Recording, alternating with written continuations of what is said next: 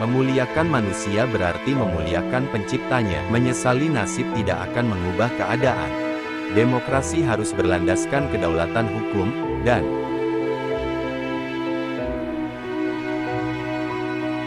Kiai Haji Abdurrahman Wahid, akrab dipanggil Gus Dur, lahir di Jombang, Jawa Timur, tanggal 7 September tahun 1940 dari pasangan Wahid Hashim dan Solihah.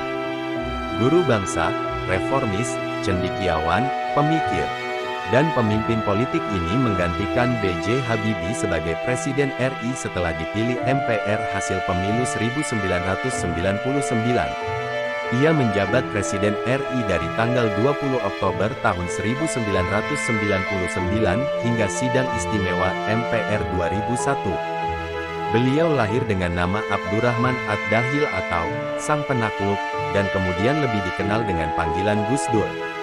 Gus adalah panggilan kehormatan khas pesantren kepada anak kiai.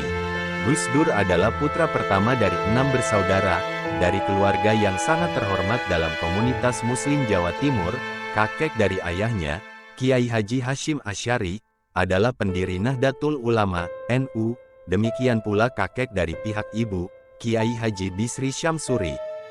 Secara nasab, Gus Dur bisa dikatakan memiliki garis keturunan orang besar.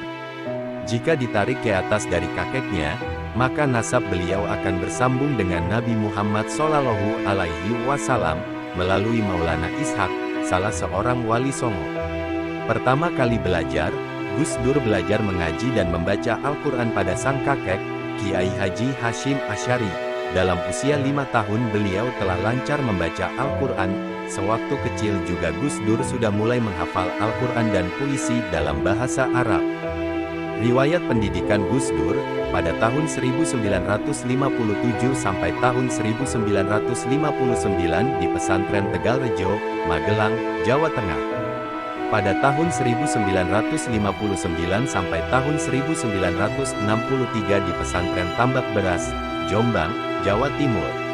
Pada tahun 1964 sampai tahun 1966 di Al-Azhar University, Kairo, Mesir, Fakultas Syariah, Kuliah Al-Syariah.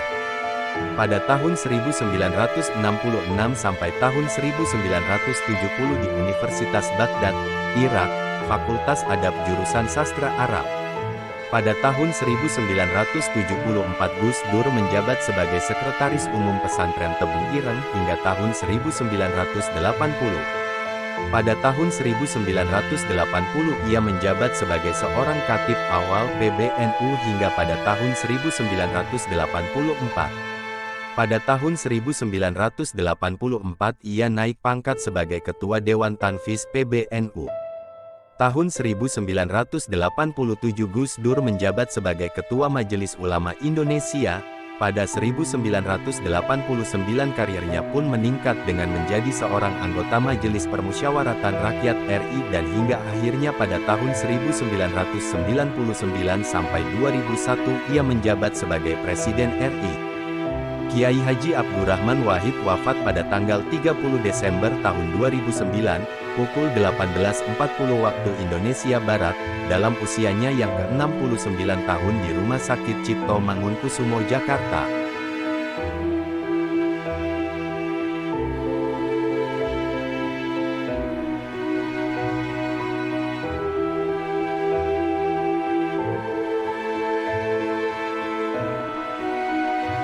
Berikut kata-kata bijak Kiai Haji Abdurrahman Wahid.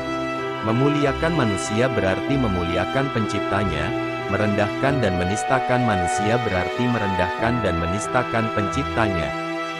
Menyesali nasib tidak akan mengubah keadaan. Terus berkarya dan bekerjalah yang membuat kita berharga. Al-Quran sudah menetapkan agama yang benar di sisi Allah adalah Islam. Namun tidak berarti negara tidak boleh memberikan perlakuan yang sama kepada semua agama.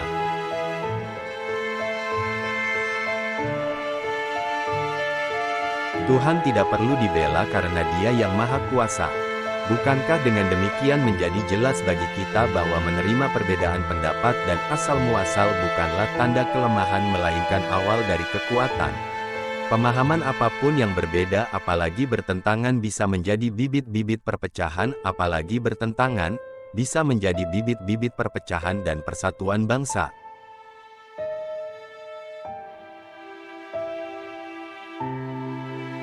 Kalau ingin melakukan perubahan jangan tunduk terhadap kenyataan, asalkan kau yakin di jalan yang benar maka lanjutkan.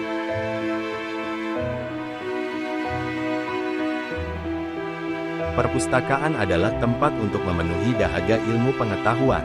Tidak ada jabatan di dunia ini yang perlu dipertahankan mati-matian. Guru spiritual saya adalah realitas. Dan guru realitas saya adalah spiritualitas.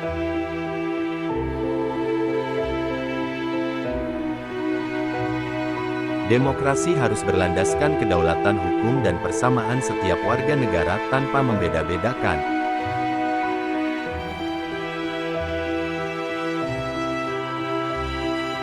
Keutuhan negara hanya akan tercapai kalau ia memberikan perlakuan yang sama di muka hukum.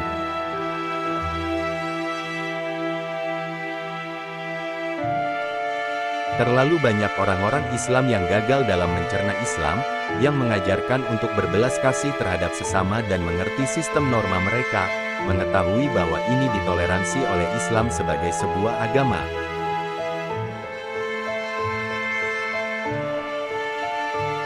Pertanyaan dasarnya adalah, sanggupkah kita sebagai bangsa mengembangkan sikap meninggikan kepentingan bersama itu dan mengalahkan kepentingan pribadi para pemimpin bangsa kita? Dalam hidup nyata dan dalam perjuangan yang tak mudah, kita bukan tokoh dongeng dan mitos yang gagah berani dan penuh sifat kepahlawanan. Dengan lelucon, kita bisa sejenak melupakan kesulitan hidup. Dengan humor, pikiran kita jadi sehat. Bukankah masalah ketuhanan memang rumit, mungkin sengaja dibuat rumit oleh Tuhan, agar kita tertuntut untuk senantiasa berada dalam upaya pencarian hakikatnya, walaupun itu tidak akan pernah tercapai. Upayanya yang penting, bukan tercapainya hasil mutlak.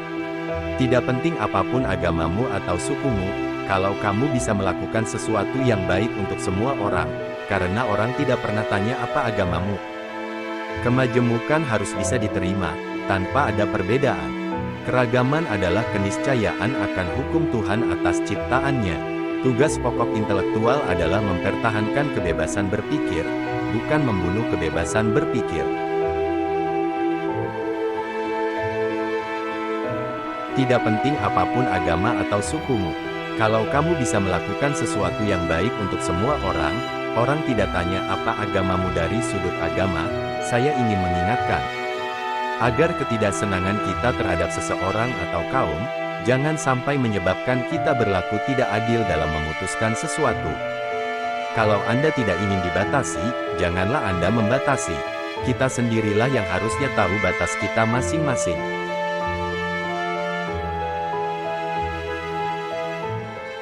Allah itu Maha Besar. Ia tidak memerlukan pembuktian akan kebesarannya. Ia Maha Besar karena Ia ada. Apapun yang diperbuat orang atas dirinya, sama sekali tidak ada pengaruhnya atas wujudnya dan atas kekuasaannya. Memaafkan tidak akan mengubah masa lalu, tetapi memberi ruang besar untuk masa depan.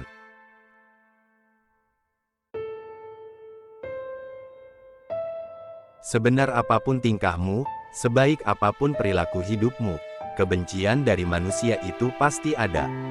Jadi jangan terlalu diambil pusing, terus saja jalan.